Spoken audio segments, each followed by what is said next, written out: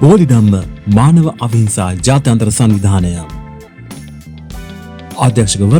අධ්‍යක්ෂකවරයක් ලෙසට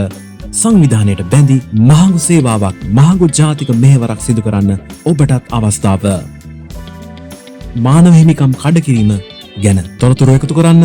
උතුරු මැද උතුරු ඌව පළාත්වලට කොස් පැල බෙදා දීම සියලුම දහම් පාසැල්වල වයස 12 සිට දරුවන්ට ළමා මානව හිමිකම් පරපුර බිහි කිරීම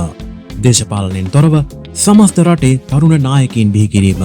මේ සඳහා රටේ සියලු පළාත්වලින් තරුණ තරුණියන් බඳවා ගැනීම